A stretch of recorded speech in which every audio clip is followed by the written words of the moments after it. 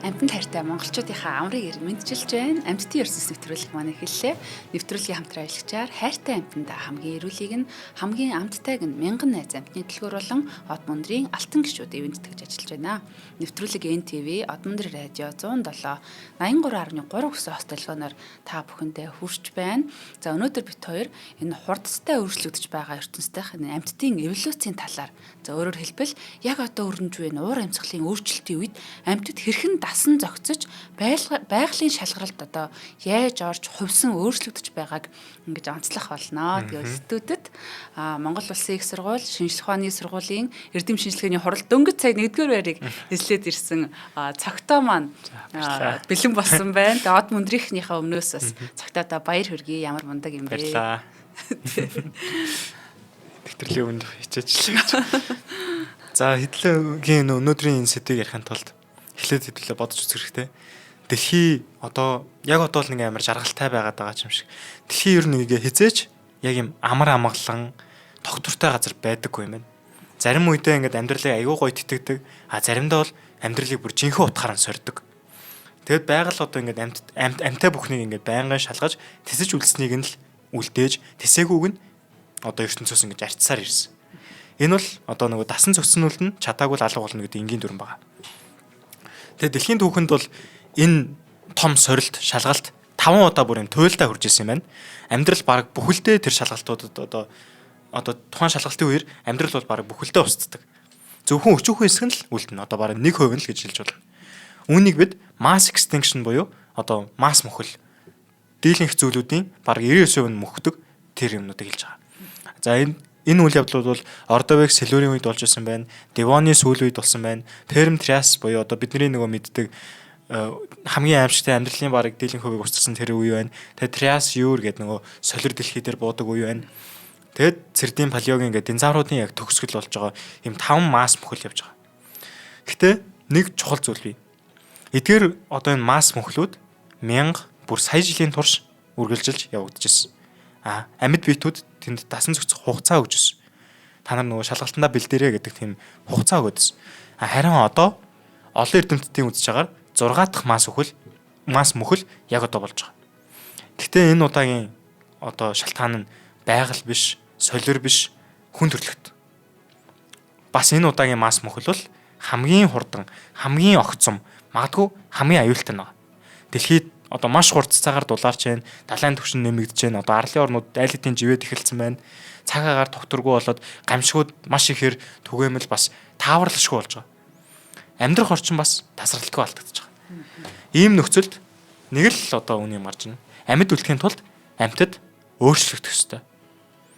Эволюц голцоо бидний ингээд ойлгохоор эволюц бол ийм удаан дуу явагддаг процесс гэж боддог бол одоо энэ том сорилт энэ масс мөхлийн энэ ирмэг дээр байгаа энэ үед амьтад амьдарч үлдэхийн тулд генэ цаашаа үргэлжлүүлж авч явахын тулд маш хурдцтай эволюцид орох хэрэгтэй.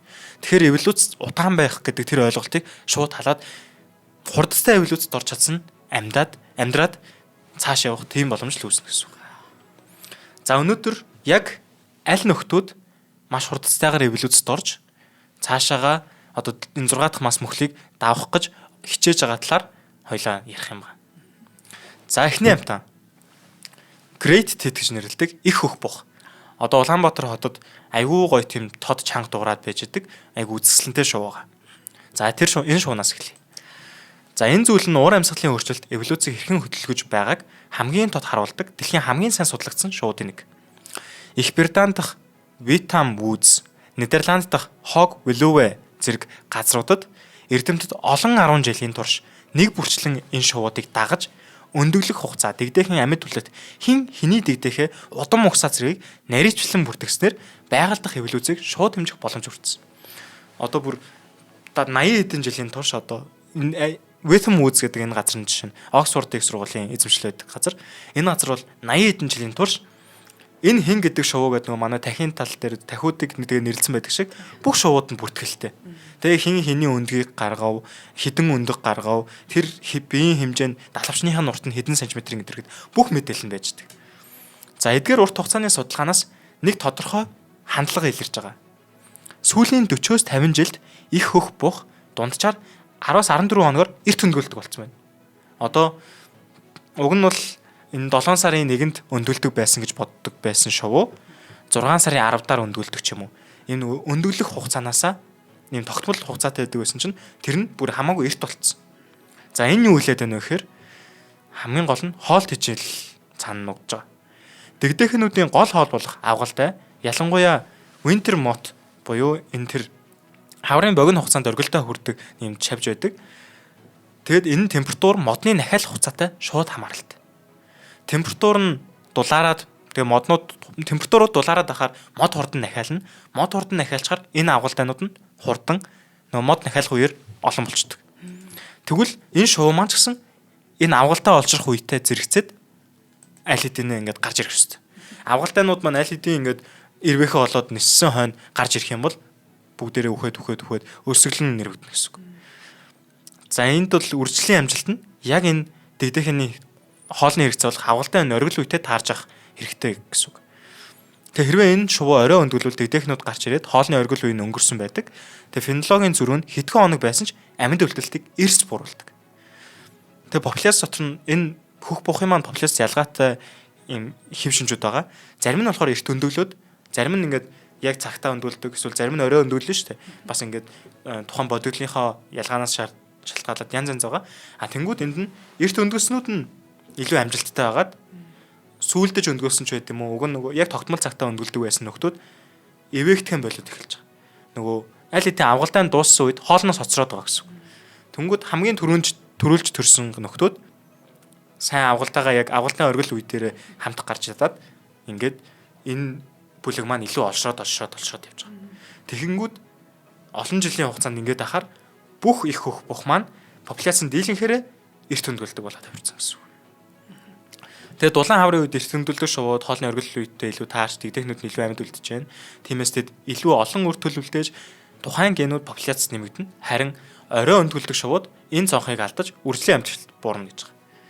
Тэгээд энэ процессыг эрдэмтэд шалгарлын градиентээр хэмждэг бөгөөд олон жилийн өгөгдлөөс харахад дунджаас эрт өндгөлөх нь тогтмол давуу байдлыг олгож байна. Зарим үед бүр хамгийн тохиромжтой хугацаа дунджаас 10 хүртэл хоногоор эрт байхад шалгарал хамгийн сайн байна. Өндгөлөх хугацаа удамшдаг тул энэ давуу тал үе дамжин хоримтлагдаж популяцийн дундаж хугацаа ингээд аажмаар урагшилж байгаа.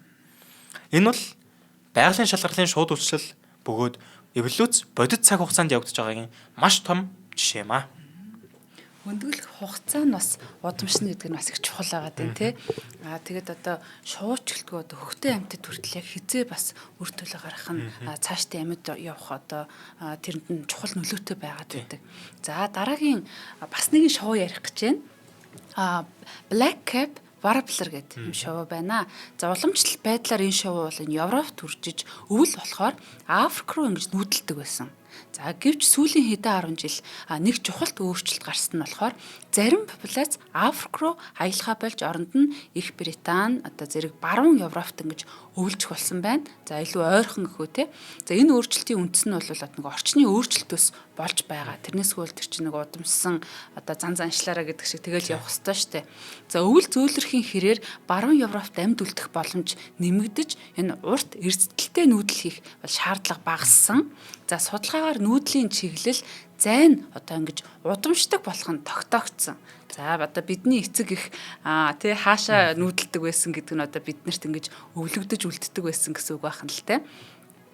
За тэгэхээр өөрөөр хэлбэл баруун тийш нүүдэлдэг эцэг эхийн үр төл мөн адил чиглэлд нүүдлэх хандлагатай. Энэ бол одоо нөгөө туршилтаар батлагдсан шуудыг ингэж хянахад бол тэдний нүүдлийн чиглэл генетикийн дагуу илэрч байсан нь бол одоо маш сонирхолтой зүйл байдаг. За шууд бол нөгөө төрдгүү өнтер гэдэг тэгж ярьдэн штэ тий.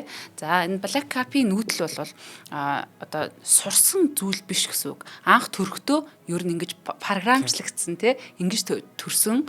За тэгэхээр судалгаагаар бол шуудыг тусгаарлаж өсгсөн ч гэсэн яг тодорхой чиглэл рүү одоо нөгөө нүүдлэх цаг нь болохоор юм тэмүүлэх зан авирыг ер нь үзүүлдэг. Одоо гэртээ тэжээж исэн ч гэдэг юм уу, торонд байсан ч гэсэн одоо аль чиглэл рүү нүүдлэх хэвээр зүг рүүгээ ингэж ер нь жоохон зовчих гээд жоохон үсчээд идэх ч юм уу те. За одоо нэг төрлийн генетикийн програм нь ингээд асаад ажиллах гээд байна. За ингээд байгалийн шалгарал ажиллаж эхэлнэ гэсэн үг. За баруун Европт үйлчдэг шувууд богино зайд нүүдэлж эрсдэл багтаа байхаас гадна хавар илүү эрт үржлийн бүстэй ирнэ гэсэн үг. За энэ нь тэдэнд илүү сайн нутаг эзлэх, илүү олон үр төлөв гаргах ийм давуу тал өгдөг учраас тэрийг сонгож байна. За харин Африк руу нүүдэлдэг шувууд урт зам туулж илүү их энерги зарцуулаад хавар арай орой ирдэг тул үржлийн боломж нь харьцангуй бага болчихж байгаа дутагдaltaй байна. За ийм ялгаатай амжилт нь бол генийн түвшинд ингэж хоримтлагдана. Баруун чиглэлийн нүүдлийг тодорхойлох генүүд дараагийн үед илүү их тархаад одоо популяц дотор энэ шинэ хэв маяг тогтож эхэлнэ гэсэн үг. За одоо жишээ нь UK-д үйлчдэг black cap-ууд бол одоо богино ийм дугуй далавчтай нөгөө хол нисдэггүй болохоор ч юм уу те манайвар сайн. За Африк руу нүүдэлдэг нь болохоор урт хурц одоо ийм далавчтай хол зайд нисгэд ийм тохиромжтой болж өөрчлөгдөж байгаа гэх юм уу. За морфологийн эвлүүц хэдхэн 10 жилд одоо ингэж явагдаж байгаагийн нотлохоо бол энэ шувуун дээр маш тод ингэж илэрч байдаг юм байна. За үүний үр дүнд нэг зүйл дотор хоёр өөр бүлэг ингэж үүсэж байна те нэг нь нүүдэлдэг нөгөөх нь ойр зайд нүүдэлдэг болохоор өөр чиглэлд нүүдэлдэг өөр цагт ирдэг хоорондоо одоо ийм баг холилддог байх нь шүү дээ. Одоо хоёр өөр замаар яваад хахаар энэ нь аажмаар генетикийн тусгаарлалтыг бий болгоод цаашлаад одоо магадгүй шин зүйл үүсэх юм эхлэл болж байгаа юм байна. Тийм байна. Хамгийн онцлог нь маш богино хугацаанд одоо энэ явдлууд ингэж те тусдаа болоод өөрчлөгдөхгүй шин зүйл үүсгээд байна гэдгийг санаарчтай. Шал өөр хоёр замаар явдаг шууд бол төвөрчж байна гэсэн үг шүү дээ. Энэ нь бас айгүй сонирмол. Нөгөө хаашаа нүүдэлтгээ өөртөө бодож биш цаанаасаа л би хаашаа явах ёстой вэ гэдгээ ингээд мэдсэн төрж байгаа шүү дээ. Энийг одоо нөгөө эцэг ихээс боломжлож байгаа өвөг дээдсийн зам төрөх гэдэг нэг нэрлээд байдаг. Тэнгүүд энэ дээр нэг ямар сонирхолтой. Өвөгт тогруу гэдээ манай оронд ирдэг шувуу байгаа. Өвөгт тогруу Хималайг давж нүүдэлдэг тийм шувуу. Одоо өвөлдөө Африк руу интегрөө өдр ингээд нүүдэлцдэг. Тэгэхдээ Хималайг давдаг. Хималайн өндөр улсыг. Тэгтэл яг ингээд судлаачид ингээд гайхаад байдаг нэг юм нь. Хималайг яг ингэж давах юм бол өөрт нь ч амар ачаалалтай. Дээрээс нь ингээд идэх юм мэдэргээд айгүй хүнд нөхцлөөр даваад байдаг. Тэгтэл Хималай ингээд тойроод явчих юм бол илүү ойрхон, илүү таатайгаар, илүү эрсдэл багтаагаар явах боломжтой байхад тэр шоу өвөг тогроонод заавал л нөгөө хэцүү замыг сонгоод байдаг. Ерөөсө бодохгүйгээр энэ бол бидний өвөг дээдсээс уламжлагдсан ирсэн зам гэдэг шиг ингээ програмчлагдсан байдаг. Тэнгүүд энэ эволюц хурдтай явж байгаа эволюц маань энэ програмчлагдсан замыг бүр ингэж орхихуйц хэмжээний шин зам үүсгэх хэмжээний байгаад байгаа нь бүр. Тэгээ маш хурдан хугацаанд тэгэхээр үнэхээр сонирн байна. Тийм байна. Өвөг тогроо бол Монгол одоо оронд бас ирдэг те. Тэгээ би харахаар тэр олон мянган километрийг дайлангуй тэр уулыг давсан гэхээр их гоё санагддаг. Тийм. За дараагийн амтны ярихаас өмнө хамтран ажиллагаа танилцуулъя. Би сая ихтэй нэг юм хэлэх гэж байгаа мартчихлаа. За нэвтрүүлгийн хамтран ажиллагч мянган найз амтны дэлгүүр Kitchen Flair-ыг танилцуулах гэж байна. За таны тэжээр амтанд зориулсан хамгийн эрүүл хамгийн амттай хоол мянган найз амтны дэлгүүр албан ёсны эрхтэйгээр дэлхийд танигдсан Kitchen Flair брендийн тэжээр амтны хоол нэмэлт бүтээгдэхүүнийг оруулж ирж байгаа юм байна. За ихэнх амтны хоолнд бол өнгө, амт оруулагч, будагч бодис, үр тариа, урамлын гаралтай уураг ихээр агуулдаг бол Kitchen Flair нүнээс ялгаатаагаар жинхэнэ махан уураг, эрүүл тос, сайн чанарын эслэг, ногоон урмал, чихэрлэг төмсрэг, байгалийн нүрс усны их үүсвэрийг ашиглан үйлдвэрлэлдгээрээ онцгтой. Тэгээ сүүлийн жилүүдэд бол дэлхийн нийтээр grain free буюу үр тариагүй, өндөр уурагтай хоолтыг зөвлөх болсон бол Kitchen Flair үүнийг тэжээвэр амтад зориулан хэрэгжүүлж байгаа юм байна. За тийм болохоор одоо энэ хоол маань бол амьтдын маань ходоод гисрийн ч жоохгүй дархлаагийн дэмжин эрүүл ус арьс булчингийн хөгжилтөнд тустай хүнээр бол яалчгүй нөгөө сөрлийн хоол айтай тийм шимт хичээлтэй эрүүл сонголт байгаамаа. За тэгээд сонголтуудаас нь дурдах юм бол муурны гоо сайхны хоол гэж байна. Муурны бөөрч ресний замын урьдчилан сэргийлэх хоол гэж байна. Тэгээд тэжээвэр амтны маань бүр насанд нь үйлдвэртэн зориулаад ийм тусгай хоолууд байгаа шүү. За тэгээд хүргэлтээр авахыг хүсэх юм бол холбоо арих утасны дугаар нь 7749 18 88. Хоёр дахь утас нь 9305 88 88. Facebook хаяг нь Kitchen Flair Mongolia гэдэг байгаа. Мах үнэтэй болцсон гэхэлгүй. Энэ хоол нь ямар гоё саалмантай, сам орхотой өдргээд дуртай юм. Сүлдээ өөрсдөө Kitchen Flair хүнд зориулаад хийчихлээ. Нэрээ саналаа. Түрүү нөгөө шууд тэр өндрийг туулж явахдаа нэг өөрсдийнхөө ингэ чөлөө төслөөр тэрийг сонгож явж байгаа гэж боддог бах та гэж бодсон. Нөгөө шуу шиг эрх чөлөөтэй нисгэнсээ тэр яг үндэ ингээд өвөг дэцээс нь ингээд уламжлагтаад ирсэн. Заавал тэрүүгээр яв гэдэг зам байгаад идэг. Бас сонирхолтой л өнцгөө. За дараагийн амтан бол таавны аавал гэдэг нэгэн зүйлийн шар шувуу байгаа. За бас нэгэн юм эволюцийн гайхалтай тод жишээ. За энэ шувуу нь уур амьсгалын өөрчлөлт амьд биеийн генетик бүтцээр хэрхэн шууд нөлөөлж байгааг харуулдаг урт хугацааны сайн судлагдсан зүйлүүдийн нэг юм аа. За эндээс нэг юм анзаарах юм бол энэ эволюцийг судлахад маш им урт хугацааны судалгаанууд шаардлагатай байдаг. Яг гэвэл эволюц гэдэг чинь өөрөө үе дамжиж илэрдэг шинж тэмдэг болохоор одоо хүний эволюцийг судлахад ядаж хэдэн зуун жил магадгүй хэдэн мянган жил шаардлагатай. Тийм болохоор одоо энэ урт хугацааны судалгаанууд дээр л эволюцийг ажиглах ярих боломжтой гэсэн. За энэ шоу маань Европ даяар олон 10 жилийн турш тэмдэглэгдэн судалсан. Тэгээ өгөгдлүүд нь энэ өөрчлөлтийг нарийн хэмжих боломжийг олгосон байт юм байна. За таавны аавал нь өнгөний хувьд хоёр үндсэн хэлбэртэй. Зарим нь саарл буюу грей морф, зарим нь хүрэн буюу браун морф. За энэ ялгаа нь зүгээр гадаа төрхийн өөрчлөлт биш. Харин генетикийн суурьтай удамшдаг полиморфизм гэж байгаа. Одоо өвөлдөө саарл болоод зундаа бор болдог биш. Анхнаасаа л саарл бор. За өмнө нь Европын өвөл хүйтэн цас их ордог байх үед саарл хэлбэртэй илүү юм давуу байдаг байсан. Нөгөө нүл цасан дунд саарл чинь ингээ бараг харагдахгүй айгуу гоё ивэгдээд ингээ гоё байж байгаа шүү дээ. Тэгээ энэ саарл төрх нь бас цастай орчинд илүү сайн талдлагдахаас гадна хүйтнийг илүү төсвөрлөх чадвартай байт юм байна. Тэгээд амьд үлдэх магадлал нь илүү өндөр. Ер нь саарл нь илүү юм давмгай нөхдүүд байсан юм байна л та. Тэгсэн чинь сүүлийн хэдэн 10 жилд, бүр сүүлийн хэдхэн 10 жилд уур амьсгал мэдгэдэггүйц Европт өөрчлөгдсөн. Өвлийн температур өсөж, цасны бүрхүүл багасаж, цас бага ордог болсон. Тэг. Одоо эрс тэрс тэр хүйтэн байдаг байсан багасцсан. Ингэснээр орчны нөхцөл өөрчлөгдөөд нөгөө нүл цас болсон байдаг ойч нь харьцангуй нөгөө мод өдр нь ингээд бороороо байгаад өвс мөс нь ингээд харагдаж зүгээр л хагдарцсан тийм бор үстэй өдр болж болоод ингээд эхлэнгүүд өмнө нь давуу байсан шин чанар маань давуу байхan болоод эхэлж байгаа. Ийм нөхцөлд хүрэн хэлбэрийн нөгөө борууд нь илүү амьд үлдэх боломж нь бүрдээд эхэлсэн. Судалгаагаар дулаан өвлийн үед хүрэн хэлбэрийн одоо энэ морфууд нь амьд үлдэх хувь саарлаас хамаагүй илүү болж байгаа нь ингээд тогтоогдсон. Үүний үр дүнд хүрэн хэлбэр илүү олон үр төлөө үлдээж одоо хүрэн хэлбэрийн морфин генэ илүү олон ингэж цацаж үржүүлж байгаа гэсэн үг. Тэгээ саарл хэлбэрийн эзлэх хөв айжмаар буураад магадгүй дахиад нэг хэдэн 10 жилийн дараа 2036 он гэхэд саарл морф нь магадгүй устдаад зөвхөн энэ тавны авал гэдэг зүйл зөвхөн бор шар шуу байд юм а гэдэг нэрлэлж болох үс юм болох юм байна. Энэ одоо айгу гоё сонирхолтой жишээ шиг санагдлаа л та нэг байгаль юм хоёр чулуу ингээд шидсэн те нэг байсан бол одоо ингээд устдаад энэ зүйл байхгүй болох нь шүү. Тэгээ хүүтэн байхад нөгөө цагаан нь ялж ирсэн чинь буцаад ингээд дулаараад ирсэн чинь бор нь ялаад одоо ингээд цагаан нь ингээд бүр баг байхгүй болох хэмжээний болох уу? Эсвэл буцаад уур амьсгалын өөрчлөлтөд амар их цас гинт ороод буцаад цагаан нь ингээд ивэгдээд эхлэх юм уу? Ямар ч тач ингээд эволюц маш уртастай явагдаж байгааг энэ чигээр харж болж байна. Одоо зөвхөн нөгөө үд цүднийх нь өнгө шүү дээ тий. Тэгэхээр одоо хүн дээр одоо жишээ нь юу гэдэг хөлсний булчирхаанаасаа бодлоо санаанд оромгүй нэг зүйл бас даваа тал яаж байгалийн гинтийн шалгарал явагдаад байна. Оо яг үнэ. Шалгалттай байлаа. За дараагийн шувуу бол бас Монгол оронд байдаг оронгийн бор шувуу хаус сparrow гэдэг.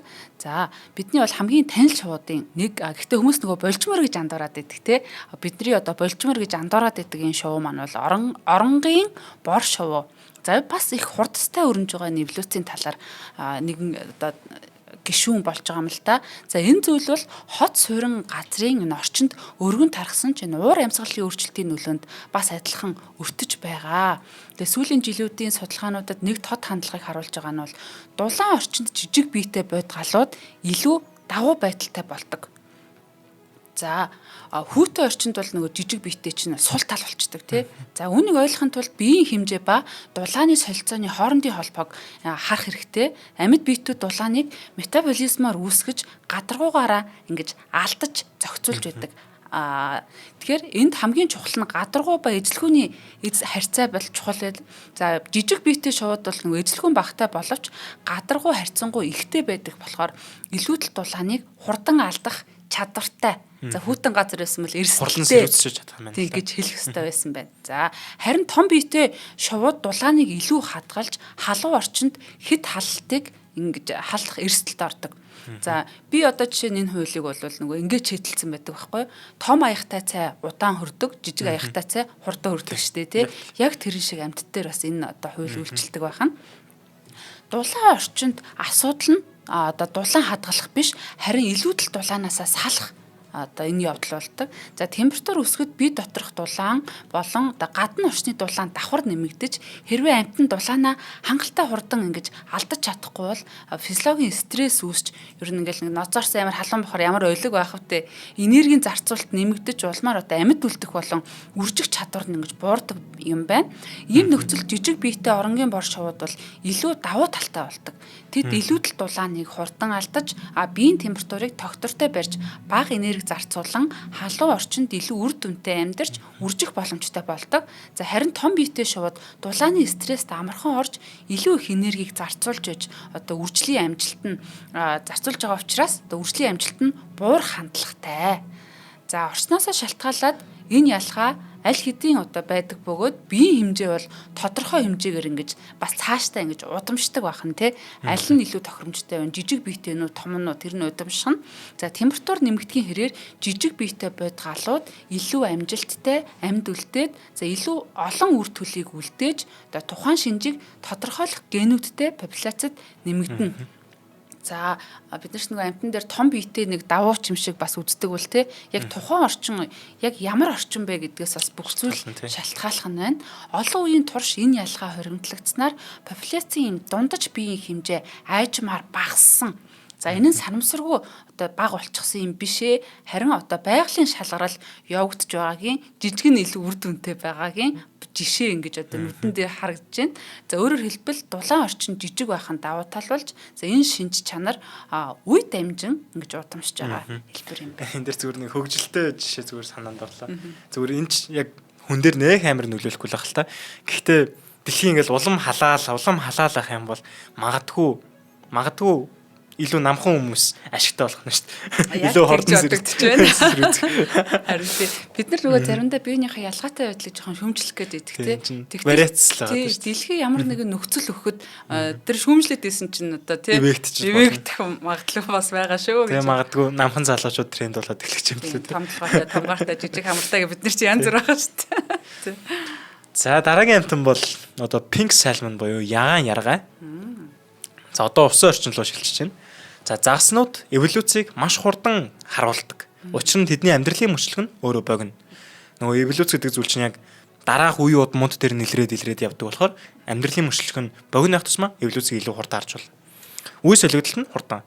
Тиймээс байгалийн шалгарал богино хугацаанд тод илэрдэг. За үүний нэг жишээ бол ягаан яргаа байгаа.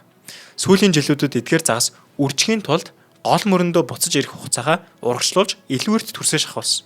Одоо нөгөө бид нэр салмоныг чинь зурагтаар үзэхээр эхлээл нөгөө голд төрөнгүүдээ нэг голын нэг горих шиг хэсэг дээр төрөөл далай руу явцгаагаар буцаал томорчонгуудаа буцаж ирээд нөгөө өөрсдийнхөө төрсөн горих дээрээ ирж өгдөг штэ. Тэр үйл явдал маань айгүй эрт өөрсдийнхөө төрдөг газар руу ирдэг болоод байгаа гэсэн. Бас нөгөө түрүүний шувуу шиг. За популяц дотор анханасаа ер нь бол бас ийм ялгаа байсан байгаа. Зарим нь эрт ирдэг, зарим нь орой ирдэг. Бөгөөд бас энэ шинж нь удамшдаг. Эрт ирэх дуртай эртэж загаснууд одоо жоохон оройтох дуртай загаснууд. За мэдээж бас яг цагаа барьдаг загаснууд.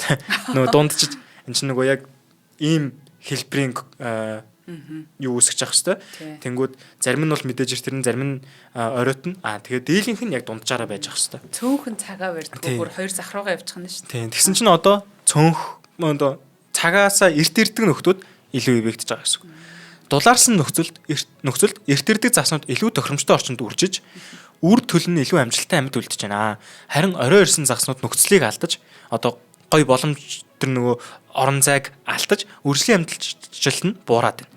Ингэснээр эрт ирэх шинж чанартай бодглууд илүү олон үр төлөө мэд үлдээж тухайн генүүд популяцид нэмэгдэж байгаа. Олон үеийн турш энэ ялгаа хоримтлагдсан популяцийн дундаж буцах хугацаа айжмаар урагшилж байна. Сонирхолтой нь ягаан яргаа нь маш онцгой амьдралын мөчлөгтэй. Яг 2 жилийн тогтмол циклтэй гэж байгаа. Энэ нь юу гэсэн үг вэ гэхээр 1 жилд хөрсөн бүх загас яг 2 жилийн дараа буцаж ирж үржилтэд ордог. Харин дараагийн жил төрсэн загснууд өөр. Яг ингээд тэр 1 жилийн одоо хэрвээ та надаас нэгээр ихч байсан бол хоёулаа амьдралынхаа турш хизээж уулзахгүй гэсэн.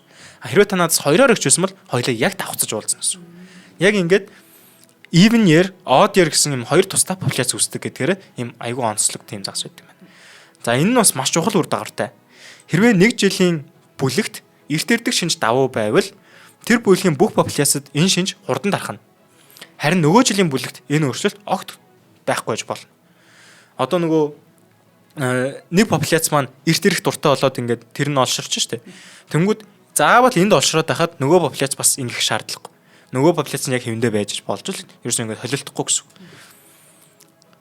Тэг энэ утгаараа энэ загсны одоо энэ эволюц бас айгүй тийм гоё сонгодог бас арай нэг өөр өвөрмөц жишээ болж өгд юм байна. За тэнгэрт ч далай усан дорч бас те адилхан гэж явагдаж байна. За дараагийн нэг загас бол одоо хүмүүсийн бас хамгийн хиддэг загаснуудын нэг юм байна. Атлантик код гэдэг байгаа.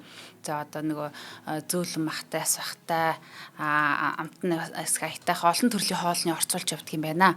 За сонирхолтой нэгэн цагт энэ Атлантик код бол 15-аас 20 жил амьдарч орой одоо бие гүйцэтгэг загас байсан бол сүүлийн хэдэн 10 жил зарим популяцид тэд ердөө 5-аас 6 жилийн дотор бие гүйцэж илүү залуудаа үржиж эхэлдэг болсон гэж байна.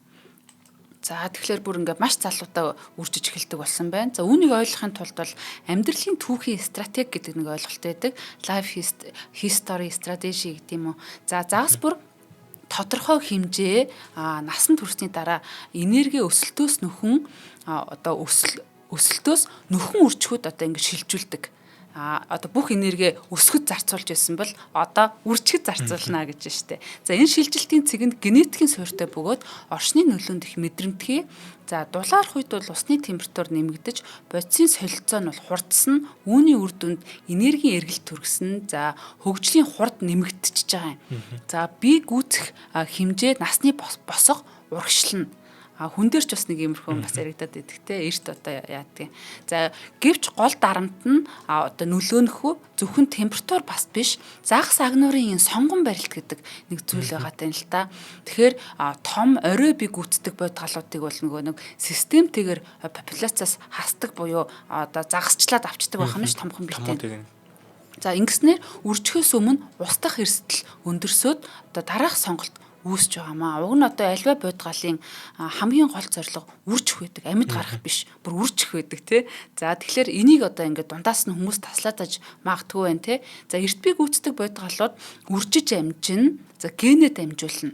За орой харин нас бие гүйцэтгэх бодгалууд бол үржихээс өмнө одоо өвчих баригдчих. За генэнд амжихгүй байх аюул одоо ингэж нүрэлдэг байна. За энэ ялгаа бол нас бие гүйцэх энэ урвалын нормонд нөлөөлж бага наснд бага хэмжээтэй үед үржих энэ генотипүүдийн давуу болж эхэлнэ гэсэн үг. Одоо эн чинь бас нөгөө нэг гений асуудал гэдгийг ярьж байгаа нэ. Тэрнээсгүй бол хоорондоо ярилцаад за эрт үржигээд тийм юм бол байхгүй. Яг нөгөө генээр дамжиж байгаа хэн амьд үлдэж байгаатай хамаатай гэсэн үг. За үр дүнд нь бол одоо нас бие гүйцэх дундаж нас одоо багасна те баг залуудаа гэсэн нас бие гүйцэнэ гэсэн. Үржих үеийн дундаж биеийн хэмжээ багасна, популяцийн генийн давтамж системтэй өөрчлөгдөнө. За энэ нь генетикийн түвшинд одоо тогтсон юм чиглэсэн өөрчлөлт болж таарч байна. Тэг нэг одоо инженеэр одоо магадгүй хүн дээр ярих жоохон сонирн байж магадгүй. Гэтэ нэг хүн дээр ингээд ойлгуулах гад ярих гад үзэл та. Энэ ингээд аим шиг санагдлаа. Одоо ингээд бид нар жишээ нэг 15 наснда бэлэг боождөг байлаа гэж бодоход одоо 15 наснд бэлэг боождөг байлаа гэж бодоход зарим нөхдүүд бүр юм жоохондоо 10 настайдаа бэлэг боождөг юм цөөнх байгаа. Тэнгүүд нөгөө 15 наснда бэлэг боождөг сүүл бэлэг боождгуудыг шууд 14 наснаас нь цэрэгт аваа явчихдаг ч байт юм уу. Яг нөгөө үржих цаг нь болсон чинь за одоо энэ дэр хүн дээр ярихад амар сонирхолтой байжлаа. За ер нь нэг тиймэрхүү цэрэгт авч яваад үржих боломж нь хаач чинь. Энэ загсны хувьд бол агнуулаад дээ шүү дээ томууд нь те. Тэнгүүд нөгөө жижигхэн эрт боож чатаад байгаанууд нь үржих боломжтой. Тэнгүүд 14 нөгөө давцсан нөгөө сүүлд боожод байгаанууд нь үржих боломжгүй болоод хэдий том биетэй гой сүрлэг байсан ч гэсэн агнуулчаад байгаа болохоор нөгөө жижигхнүүд нь илүү популяц нь олон байгаад популяц нь тэр чигтээ тухайн зүйл загас маань тэр чигтээ илүү жижигхэн болж хувираад байгаа юм. Одоо тэр загасны амьдралын одоо лайфстайлд нь те юу тохиолж байгааг мэдэхгүй те хэрвээ ингээд яг тэр үед нь агнаад байвал одоо ийм юм болж ах жишээ нь байна. Энэ бүр нөгөө дэлхийн дулаарлаас болоод угаасаа л жижигэрч байгаа юм хүн ингээд томоотыг нь алаад айгүй юм бүр маш хурдтай юулууцыг зохиомлоор явуулж чинь гэсэн юм.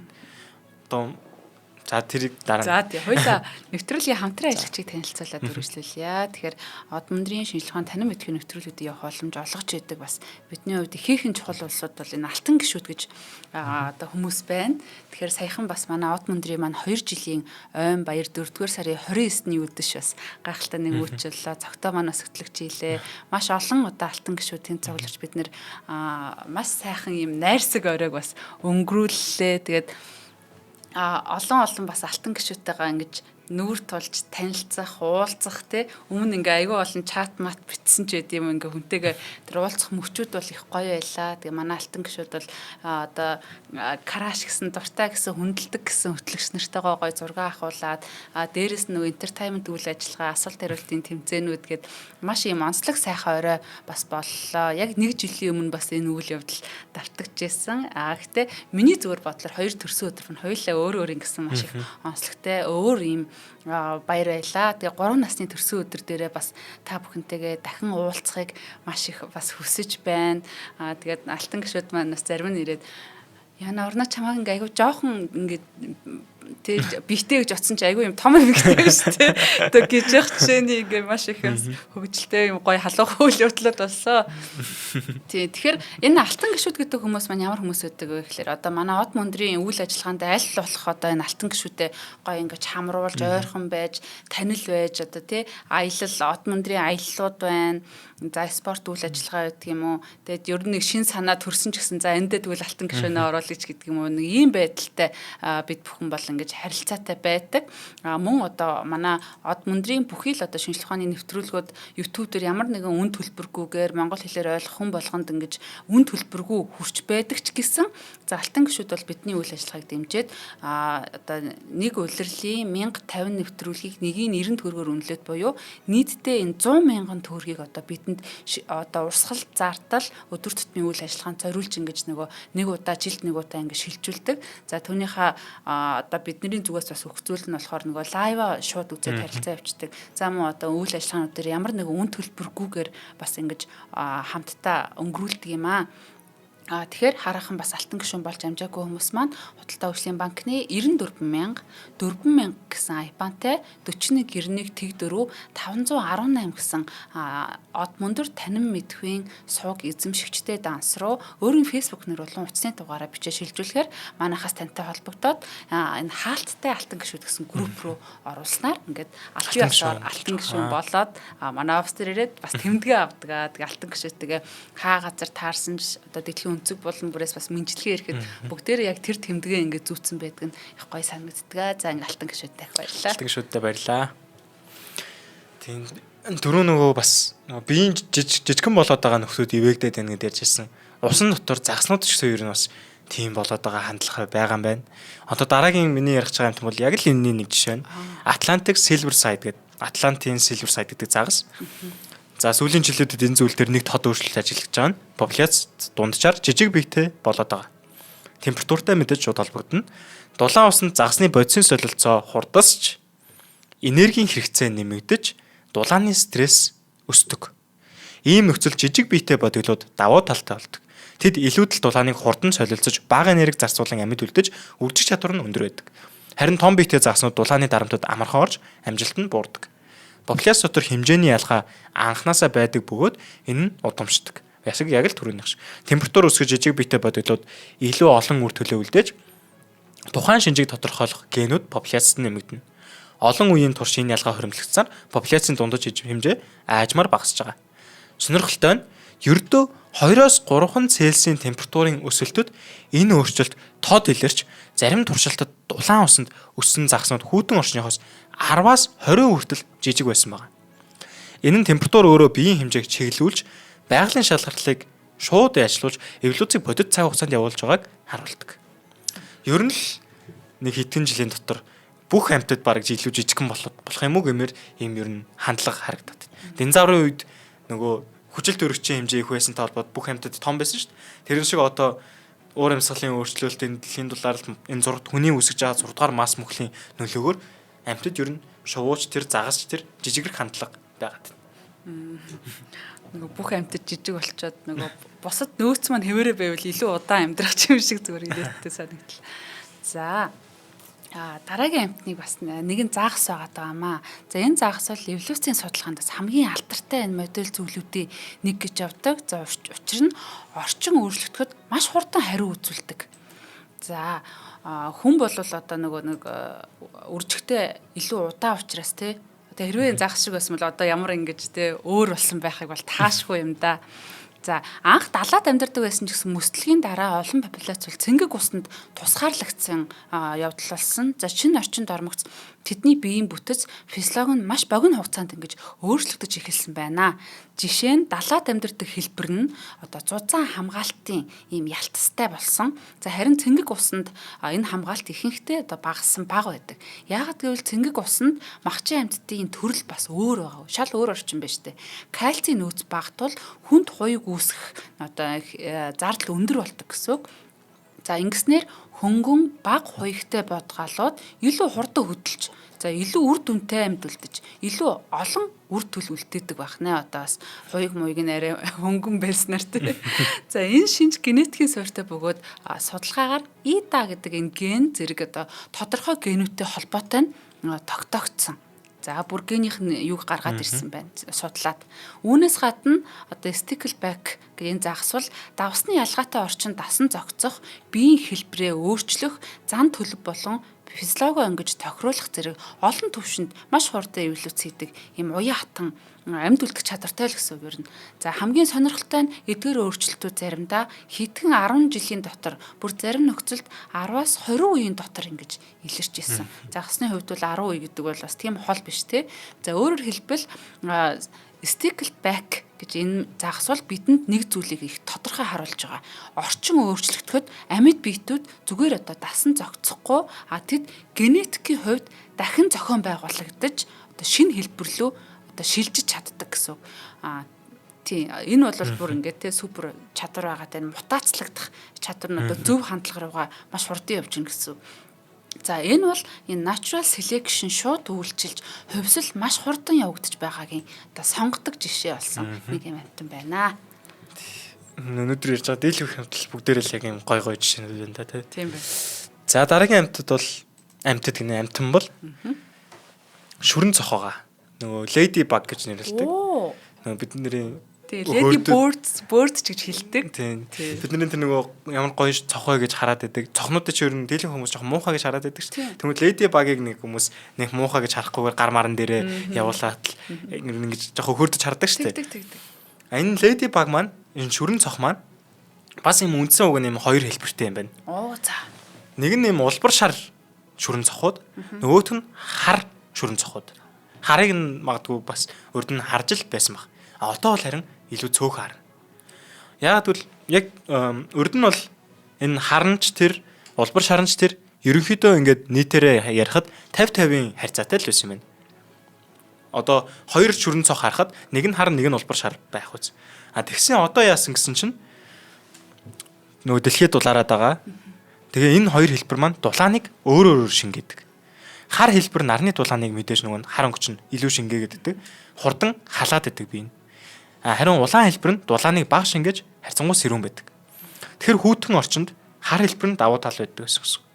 Харин хурдан халж одоо хар хэлбэр нь илүү хурдан халж, илүү өдөгтэй болж, илүү амжилттай амьд үлдэж үрждэг байсан. Одоо энэ харьцангуй хүүтэн үед. Тэгтсэн чинь одоо ингээд дулаарцсан чинь хар хэлбэр нь хэд халаалтанд амархан ороод, идэвхэн буураад, үржлийн амжилт нь багасаад эхэлсэн. Харин улаан хэлбэр нь дулааныг илүү тогтвортой барьж, халуун нөхцөлд илүү сайн ажиллаж, илүү олон үр төлийг үлдээдэг болсон. Тэгэхээр одоо бид нөгөө хоёр шүрэн цох харахад магадгүй 20 шүрэн цох харахад тэндээс нэг нь л хар байх үс хэмжээний тийм болсон байгаа гэсэн үг. За эрдэмтэд энэ өөрчлөлтийг олон 10 жилийн турш ажиглаж популяцийн өнгөний харьцаа айжмар өөрчлөлт байгааг баримтжуулсан. Өмнө нь тэнцүү байсан харьцаа одоо улаан хэлбэр давмгаалах чиглэлд шилжсэн байна. Энд явагдаж буй процесс нь маш ойлгомжтой. Популяц доторх удамшдаг энэ ялгаан дээр температур дарамт үүсгээд аль хэлбэр илүү амжилттай амьд үлдэхийг байгалийн шалгалтаараа ингээд чиглүүлээ сонгочж байгаа гэсэн үг. Үүний үр дүнд улаан хэлбэрийн бодглууд илүү олон үр төлөвлөлтөж, генэ илүү сайн тарааж популяцийн өнгөний бүтэц одоо шүрэн цох ер нь л улаан юм байна гэж хэлэхүүц юм шиг болцсон гэсэн үг. Би одоо жишээ нь шүрэн цохыг улаан л гэж боддог байсан. Харан байдгийш мэддэг юм байна. Тийм, манай сансар бүр хоёрыг авчиж гэрт мэрт хийжээгээд хар энэ хоёрын одоо жишээлбэл харыг харуул би баг ингээ алчиж магадгүй байгаа байхгүй айгаад хар хорхоо явж гэнэ гээд. Тийм, улаан гэсэн чинь. За сонирхолтой мэдээлэл. За би надад бас нэг сонирхолтой мэдээлэл байна. Future Plant гэдэг юм махчин ургамал байдаг. За Табов дээр бас нөгөө махчин ургамлууд ингээ төрөл бүрээр нь ингээ зарж яадаг айгу гоё. Энэ бас манай гэрт байсан юм ургамал байгаа юм. За энэ ургамал дээр байдаг шумуулын одоо бас эволюцийн онцлогийг өнөөдөр ярих гэж байна. За энэ шумуул бол жирийн усанд биш одоо махчин ургамал болох Future Plant-ийн дотор ингэж амьдардаг гэдгээр их онцлог. Ийм онцгой орчинд амьдрахын тулд түүний амьдралын мөчлөг, улирлын өөрчлөлтөө маш нарийн ингэж таарсан байдаг. За ялангуяа өвлийг давж гарахын тулд тодорхой үед энэ deep pause гэдэг юм л да. Одоо нэг амьдралаас пауз аавна гэж баг ойлгочих болно те. Түр юм унтаа ичээ гэж хэлэхэд ч одоо хайшин те шавчин өсөхгүй гэх юм уу те ингээ пауз авчиж байгаа хэлбэр байгаа даа. Тэгэхээр Future Plant гэдэг ургамал бол дотроо одоо шавжийг оруулаад тэрийгээ ингэж нөгөө нэг бактериар задлаад гэхүү одоо өөрөөр хэлбэл тийш тэр бол үхэл байхгүй тий Future Plant бол үхэл гэтэл тэр үхлэн дотор энэ шумуул амьдэрдэг гэдэг нь ингээд айгу онцгой үйл явдал болчихж байгаа. За энэ шийдвэр бол одоо санамсаргүй зүйл биш гэхүү шумуул одоо өдрийн уртыг мэдэрч тодорхой босго давмагц хөгжлөө ингэж зогсоогоод deep pause руу ингэж ордог. Өөрөөр хэлбэл хизээ амьдралын мөчлөгөө төр зогсоох ба гэдэг нь генетикийн хяналттай ийм шинж байдаг. Өөрийн шийдвэрээр биш байх нь чөлөө төсөл гэдэг шиг те генетикээр.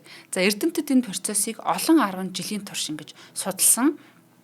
Хойд Америкийн өөр өргөгт амьдардаг энэ популяцуудыг харьцуулахад хойд бүсийн популяц богино одоо зуны улмаас эрт deep pause руу ордог.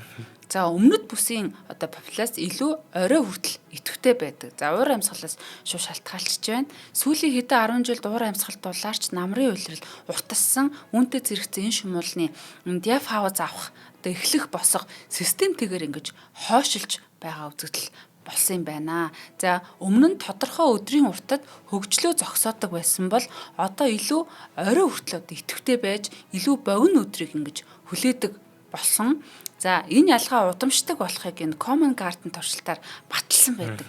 Өөр жилүүдэд цуглуулсан энэ популяцуудыг ижил нөхцөл туршихад шинэ үеийн шумуулнууд бол deep pause руугаа орох хугацаа одоо генетикийн хувьд хожуу болсон байсан гэж. Илүү орой ичээнд ордог болсон ба шүү дээ. Тийм байна. За ичээ их юм даас тий. Одоо шавчин дээр ихтэй одоо ичээ гэж ярих нь чинь шавж бол ичээ биш шүү дээ. Тий тий.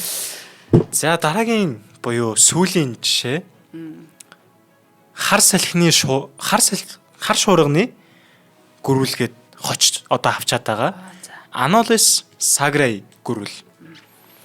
За Карибын тэнгис дэх Turks Caicos арлууд ийм жижиг арлууд дээр судлаачид олон жилийн турш амьтдыг ялангуяа энэ Anolis төрлийн sagrai зүйлийн энэ гөрүүлийг нэг бүрчлэн барьж тэмдэглэж хэмжиж ирсэн. Маш сайн экологийн судалгаа явуулдаг юм арал. Энэ арлууд дээр бараг нахиалж байгаа өвс болгоныг тоолоод байж байгаа ийм судалгаа өндөртэй газар гэсэн.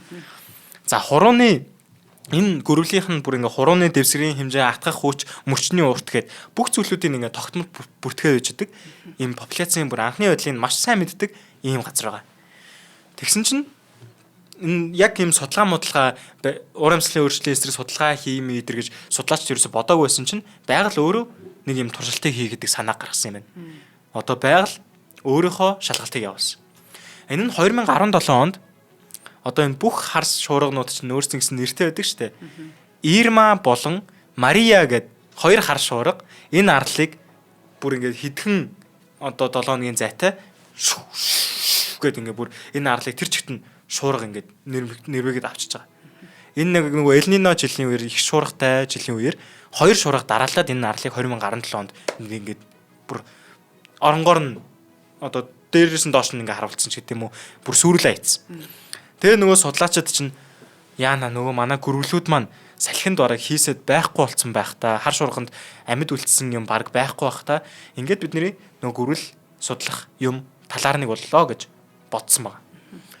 Тэгтээ арал дээр очиод үзсэн, очиод шалгасан. Цөөхөн хитэн бодгол амьд үлдсэн байгааг харсан. Тийм хүчтэй хоёр шуурга бүр эн чинь hurricane гэдэг хар шуурга, тийм хүчтэй хоёр хар шуурга арлыг жижиг арлуудыг ингээд нэрвээд өнгөрч хахад гамшигт үзэгдэл болсон. Тийм. Хоёр удаагийн гамшигт үзэгдэл араасаа болчихж байгаа. Энийний дараа яаж энэ гөрвөл амьд үлдчихв? Гэхдээ бас зөндөө ш юм цөөхөн хитэн амьд үлдсэн ба. Тэнгүүд нөгөө амьд үлдсэн одоо энэ хар шуурганаас амьд үлдсэн нөхдүүдийг харсан чинь урд хоёр хөл нь илүү юм урт. Ард хоёр хөл нь ард хоёр мөрч нь илүү богино. Тим нөхдүүд амьд үлдсэн ба. Тэгээд урд хоёр хөл нь илүү юу гэдэг нөгөө юм модноосоо илүү сайн тэрч чадна. Харин ард хоёр хөл нь ингээд санжигнаад байхгүй богино байх нь давуу тал болсон. Тэгээд хар шуурган төсвөртэй популяц үүссэн байгаа шүү. Тэгээ энэ хар шуурган төсвөртэй популяц чинь нөгөө урд хоёр мөч нь илүү урт, ард хоёр нь богино ийм анхандаа болон баям гажиг юм шиг нөхдүүд нь ивэгдээд одоо ийм хар шуурган төсвөртэй популяц илүү олон болоод энэ арлын одоо дараагийн хэдэн жилийн популяц бол хар шуурган төсвөртэй ийм нөхдүүд болж байгаа гэсэн үг. Йоо, миний бүр сэтгэл хөдлөлттэй. Энэ бас их гоё жишээ шүү тий. Тэгээд энийг яг ингээд бүр туршиж үзсэн байгаа. Яг үнэхээр энэ урд хоёр хөл нь ингээд урт болохоор сайн байд юм уу? Аливаа нэг үзээ гингүү те. Нөгөө Америкчууд ч нөгөө өөрсдийнхөө арын талбайг цэвэрлэхдээ юм навч үлээлэгдэг юм байгаа те шүү дээ кинонд дэр гардаг. Гэл амар хүчтэй үлээдэг. Тэр юмар ингээд үлээлгэж үзсэн байгаа. Ийм нэг савх тавьсан. Тэр савхных нь урт мурт нь бас диаметр эдэр нь бүр яг нөгөө тухайн арлынхаа модны диаметртай адилхан. Тэнгүүдээ нөгөө гөрвлүүдээ ингэж тавьж үзэж хагаад тэгээ нөгөө хар шуурганы хэмжээдтэй дүүцхүүс өөдөөс нэг бүр амар хүчтэйгээр үлээлгэсэн ба. Тэгсэн чинь арай жоохон богинохон хүчтэй гарууд бол нэг хэдэн секунд байж байгаа л ингээ хийсэд ингээ явчихж байгаа. Харин жоохон ингээ том юунууд нь болохоор том урд мөчтэй богино ард хөлтэй хоёр гөрвлүүд маань сайн ингээ тэрчээд бүр ингээ маневрлаад нөгөө салхийг ингээ салхи хаанаас ирж ин тэрнэлээ ингээ маневрлаад чадаад байгаа байхгүй. Тэгээд бүр ингээд урт хугацаанд ингэж чадаад байгаа нь хар шуурган төсвөртэй популяц үүсэх боломжийг үүсгэж байгаа. За ингэснээр одоо амьд үлдсэн энэ хар шуурган төсвөртэй гөрвлүүд маань илүү үржиж салхин төсвөртэй энэ шинжүүд нь дараагийн үе удамд дамжиж популяц бүхэлдээ өөрчлөгдөж эхэлсэн. Одоо энэ арал дээр байгаа гөрвлүүд бол хар салхин төсвөртэй hurricane laser точтой ийм гөрвлүүд болж хувирсан байна. Маш гайхалтай гоё жишээ байлаа тий. Санаанд оромгүй зүйл нөгөө амьд орж байгаа, амьд үлдэх стратеги нь болж байгаа. Нөгөө эволюц гэдэг зүйл чинь хэдэн мянган жил, хэдэн сая жил эдэргээл бидний хуучны номнууд дээр тэгж ярьдаг байсан юм. Хоёр ивентийн дотор л эволюц явагдчихж байгаа байхгүй. Энд чинь одоо магадгүй араасаа үргэлжилсэн хоёр хар шуургаас бол 2 өдрийн дотор эволюц явагдах боломжтой гэж байгаа юм шиг л юм болж байгаа. Одоо бас ийм хар шуруу дандаа болдог бол хүн ч гэсэндээ магадгүй те ингээ модноос ингээ урт гартай намд үлдэх гэж бодгоор зүгээр хөвгчлээ байхгүй сонирхолтой гэх юм. За өнөөдөр бид маш гоё юм зүйлс гоё жишээж та одоо чинь зургатаар мас мөнхөлгээд аимшигтай гонигтай зүйлийн талаар ярьж байна. Бидний өнөөдөр харж байгаа амтны хүрээлэнд байгаа зургатаар үзэж байгаа дэглэх зүйлүүд хэдэн зуун уг нь бол энэ хэдэн сая жилийн дотор устгах эсвэл ингээд цаашаа үргэлжлээ явах хэрэгтэй байтал хэдэн зуухан жилийн дотор магадгүй хэдэн 10 жилийн дотор босч үгүй болох эрсдэлтэй болсон. Энэ уур амьсгалын өөрчлөлтөнд дасах уугүй юунч мэддэхгүй. Өнөөдөр бидний энэ ярьсан болохоор дасан зөрчих гэж хичээж байгаа зургаар мас мөнхөл дээр амьд үлдчихэ гэж эмэрлэлцэж байгаа ийм нөхдүүдийн тухай ярьж байгаа гэсэн. За эволюц бол ийм удаан алс холын ойлголт бол биш гэдгийг харуулж байна. Энэ бол яг одоо бидний нүдэн дээр бодит цаг хугацаанд явагдаж байгаа зүйл. Одоо бидний өнөөдөр ярьсан шиг шувууд өндөрлөх хугацаанд өөрчлөгдөж байна. Загаснуудын амьдралын мөчлөг урагшилж байна. Шавжнууд удирдлын хэмнэлээ шинжилж байна. Гөрвлүүд шуурганы дараа шуурган төсвөртэй болж байна. Бүр бичил амьтад хүртэл одоо хэдэн үеийн дотор генетикийн хувьд өөрчлөгдөж байгаа. Тэгэл амьтад маань жижигэрч байна тэргээл зөндөө олон өөрчлөлт явж байгаа. Энэ бүхний цаана нэг л үнэн бий. Амьд үлдэхийн тулд амьд биетүүд маш уртастай өөрчлөгдөх шаардлагатай. Гэхдээ хэр одоо эволюц явагдаж байгаа энэ хугацаа яг хангалттай хурдан байж чадчихна уу? Учир нь одоо байгаль өмнө нь ийм хурдтай өөрчлөгдөж байгаагүй. Энэ удаагийн шалгалт маш хэцүү, маш юм хурдтай, хамгийн хатуу шалгалт байх бол. Зарим зүйлс дасан зохицож чадна, зарим нь чадахгүй. Бид нар өөрсдөө дэлхий дээр хэр удаан тогтнохоо мэдэхгүй байгаа. Магадгүй 12 тэрбум хүн болоход 15 тэрбум хүн болоход хүн төрлөختөнд амьдрч чадах уугүй нь эргэлзэж. Тиймээс энэ бол зөвхөн шинжлэх ухааны сэдв биш. Энэ бол ирээдүйн тухай асуулт. Бидний ирээдүй дэлхий дээрх амьдралын ирээдүй. Тийм одоо мөхлүүдийн хугацааг бодохоор одоо ойрын бас болцсон юм шиг байгаа шүү дээ. Тэр нь тэгээд хүн байж таарад магадгүй хүн үнийг удирдах чадамжтай хэмжээний юм оюун ухаантай одоо байна уг нь тий. Тэгээд бүгдээр бас чадхаараа одоо зөв зүйлийг бас хийж явах, дор хийж явах хэрэгтэй болов. Одоо саруулаа хэрэглэдэг ч юм уу, пластик утаа хэрэглэн дээр анхаардаг ч юм уу, одоо илүүдтэй маш хэрэглээгээ жоохон хяндаг ч юм уу тий. За баярлалаа. Одоо яг энэ эволюц гэдэг маш сонирхолтой сэдвүүдийн хүрээнд ингээд энэ хувьсж байгаа маш хурдан бид нар чинь хувьсгалыг хурдан болдог. Хувьсвал бол маш удаан зүйл гэж боддог байсан юм. Атал за өнөөдөр одоо ийм хэмжээнд хүртэл ингэж өөрчлөгдөж байгааг бас анзаарах үс байлаа. Нэвтрүүлгийн хамтран ажиллагчаар хайртай амьтантай хамгийн эрүүлийг нь хамгийн амттайг нь мянган найз амьтны дэлгүүр болон Од мөндрийн алтан гишүүд маань хамтарч ажиллалаа. Нэвтрүүлэг НТV, Од мөндөр радио 107 83.3 гэсэн хостолгоноор та бүхэндээ хүрлээ. За тэгээ дараагийнхаа амьтдын ертөнцөөр эрг уулзлаа. Баярлалаа. Баяртай. За баярлалаа.